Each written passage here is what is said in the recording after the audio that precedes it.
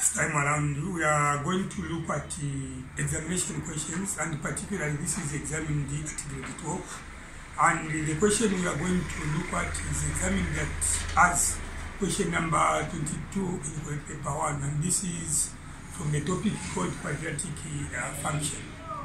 So I'm going to highlight how to handle questions that can be examined under quadratic equations. Actually, there are 4 questions which one needs to investigate or rather to look into. I'm going to explain how to do that. So to start with,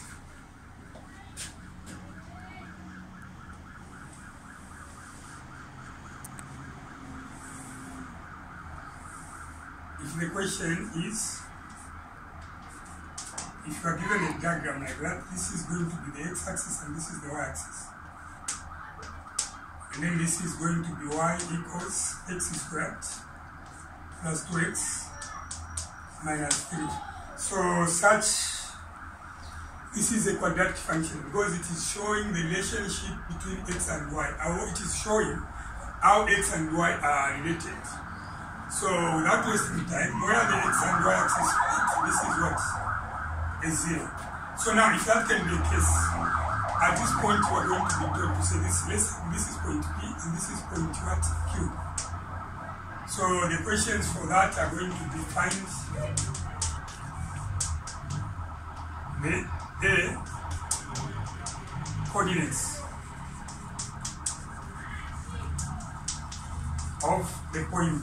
What I'm trying to say is these are some of the questions that are going coordinates of the points P and the Q. Then B, we are going to be told to find the equation of the axis of symmetry of the graph. Symmetry of the graph. And question C, you'll be told to find, like in this case, the graph is like that. You will be questioned to find the minimum. But if the graph were to be like that, the question can find the maximum. I'm coming to that. So, the case, they are going to segregate the minimum.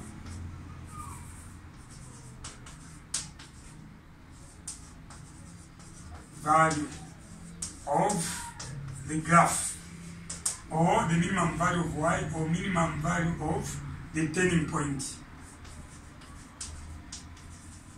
Turning point, it will be out of the graph.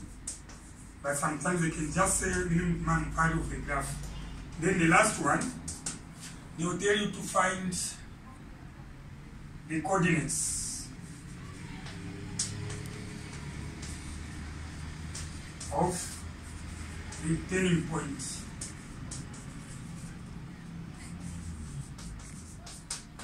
But what normally happens is that they are not going to question you to find all the 4 questions A to D. But instead, in an exam, examiners are fond of bringing 2 questions. They can interrogate question A and question D, coordinates of the points P and Q, or the coordinates of the turning point. But in all, one should be able to know how to handle the 4 questions. This is the first setup. Let me say setup number 1. Now with setup number 2, a similar diagram is going to come. But this time around, y and x, you need to be observant. This time around, we are going to give you the figures at the intersect, where the curve is touching the x-axis. Here, you are going to be given a -3, and there you are going to be given a positive 1. But instead, they are not going to give you the function. Look at the first question, the function is there. So every time you check question number 22, Zambian paper 1, you need to observe. If not, the question is framed like that, it is going to be framed like that. And this time around, I want to do it in a summary way to help the viewer out there learn how to go about such questions.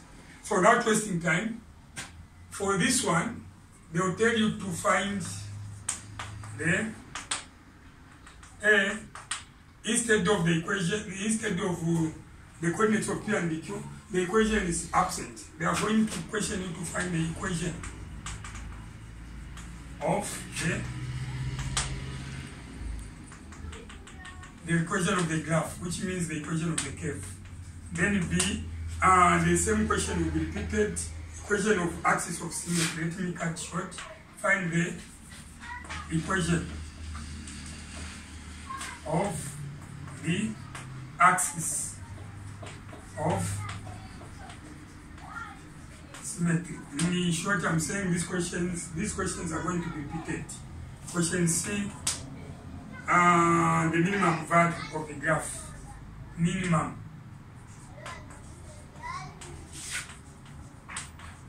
value of the graph. And question D,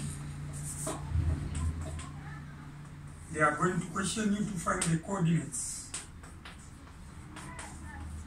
of the turning point.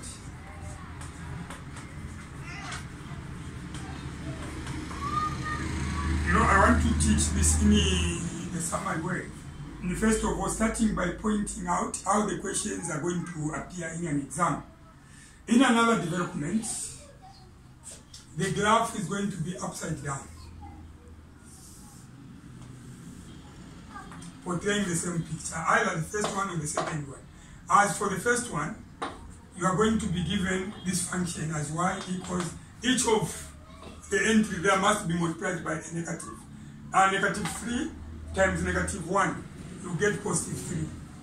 And negative 1 times positive 2x, you get negative 2x. And negative times positive x squared, you get negative x squared. So the curve that way, or the function for the curve that way, is going to be like that. Then that way, expect the diagram to be upside down like that, but maintaining the y-axis. And like in this case, if you look at what I have done, this curve, it means we have turned this upside down. In another development, if you get the second diagram, it is going to be upside down also like that. But this time around, what we are going to have, instead of the function, we are going to have the number there, which is the 1, and the number there where it is touching the x-axis as negative 3. So these questions are going to be repeated. This first one goes with the first diagram, but it is the opposite of that. And this is the opposite of the second one, where we have numbers. So these questions will be repeated. This one, they will say, find the equation of the graph. Because the equation of the graph is not there. Instead of finding the minimum value of the graph, they are going to say, find the maximum value of the graph. And even there, they are going to say, find the maximum value of the graph. So let me show from past examination papers, I show you how these questions come. Like in the case of Zambian paper, which was 2018. So this is a Zambian paper, 2018. Like the 2018 case, if we go straight to question 22,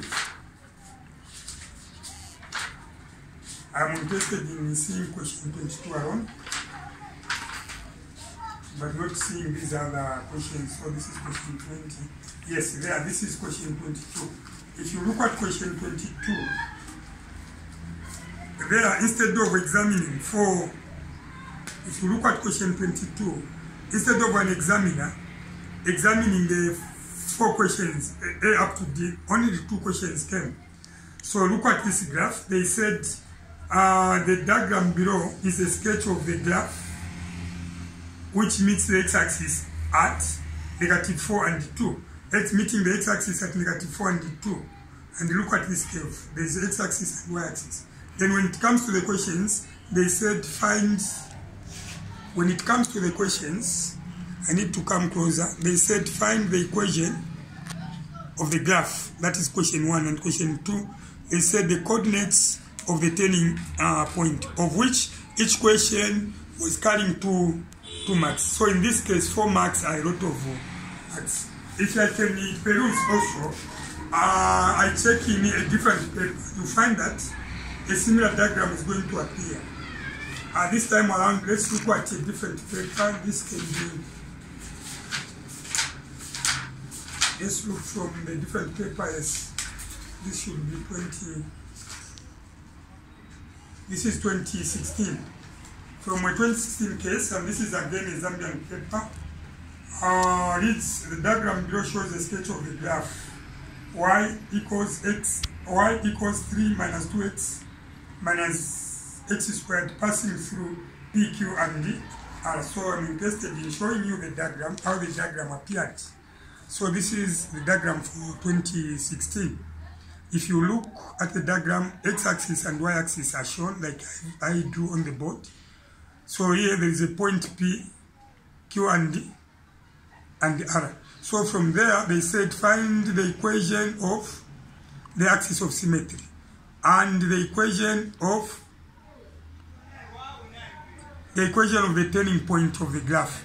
Only 2 questions out of the 4 which I included. And if you look at the number of marks, each question carrying 2 marks. This is 2 marks and that is 2 marks.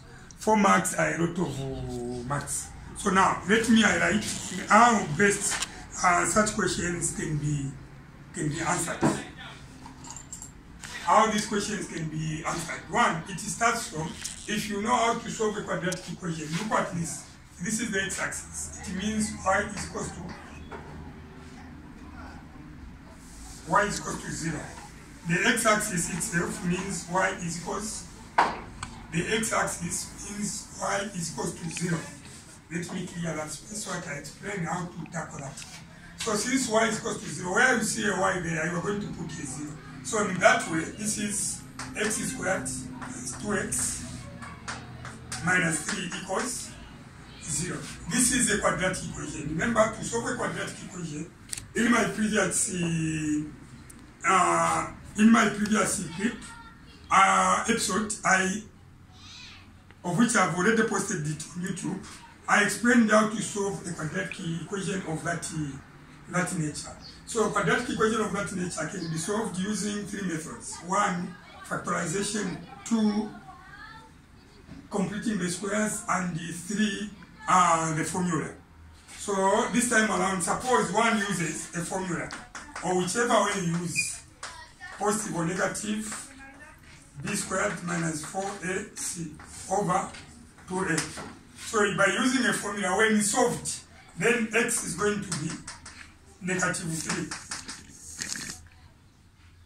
Or x is going to be positive 1. By doing that, it is like you have found the value of x to be a negative 3 at this point. And at that point, the value of x is what? 1. Now, looking at the first question, I demanded for the coordinates of the point P and Q. So getting the coordinates of A for 1, coordinates of P. Look at x at P. X at P is negative 3, comma, and x at the y at P is what? 0. Remember, I have stated to say the x-axis is called y is equals to 0. Any point along the x-axis is said to be y is equals to 0. So what I'm trying to do is, this is x and y. So this is the coordinates of P.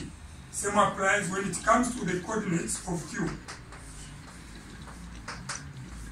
You need to look at Q. At Q we have a positive 1. So this is 1, comma 0, because x and y is always 0 along that line. So these 2 are the coordinates of P and Q. That is how to tackle question 1, and you score 2 marks. That is question Z. Coordinates of A and B from that diagram. So without wasting time, from there you go straight to the second question. Let's get the equation of axis of symmetry. Getting the equation of axis of symmetry is not all that difficult. And there are 2 two ways of doing it, or there are two methods. We go to question B. To get the axis of symmetry, in my previous video I said it can be found by negative B over 2A. That is method 1. And method 2, it can be found by x equals x1 plus x2 divided by 2. So this time around, looking at the two methods, which one am I going to favor? I'm going to favor the second one. The reason being that for the first one, for the second one, we know that the value for x at P is negative 3. And the value of x at Q is what? A 1. No, I'm teaching. That's why I've thought of bringing on board those methods that can be available. But in this case, let me be fair, in this case, the best method to use is method 1 because for this function, you know that this is A, this is B, and this is C. Meaning that A is equal to 1, the coefficient of x squared, and B is equal to 2, with the coefficient of x, whereas C is equal to what? A 3. Looking at that, using that formula, it is straightforward because you have that. We know in the formula that there is only A and B being used. So you need to replace those. So this is negative. What is B? This is 2. Remember, this negative is part of the formula, so this is going to be a negative 2. B is a 2, but there is also a formula in the negative in the formula. Over 2 multiplied by A is 1. So this is going to be x equals negative 2 over 2 times 1 is 2. And that way, x is going to be negative 1. That is the equation of axis of symmetry, equation B for diagram number 1. To be fair, let me also use method 2. With method 2, this is method 2, this is method 1. With method 2, all you need to do is to look at the average, x plus x. For identification purposes, this is x1 and this is x2, divided by 2. It's more like we are trying to find the average. As you can see, the curve is touching the x-axis at 2 points, at this point and that point. By solving this quadratic equation, you are going to arrive at x is equal to negative 3 and the x is equal to positive 1.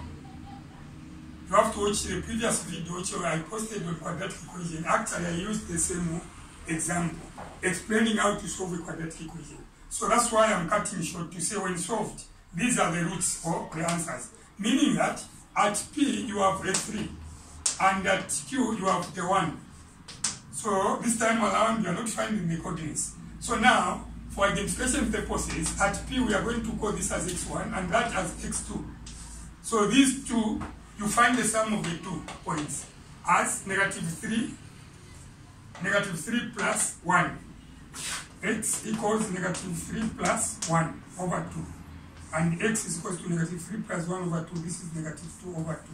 And x is equal to, when you divide, you get negative 1. This is how to get the equation of axis of symmetry for the first diagram. So from there, the next thing that we need to look at is to proceed to look at the third question, and I'm sure question C was about finding the minimum value of the graph. It can be the minimum value of the graph if the graph is drawn like that. But if it is drawn like that, it is going to be the maximum value. But the two questions share the same formula. So without wasting time, let us see how best the minimum value of this graph can be calculated. How do we get the minimum value? So far so good.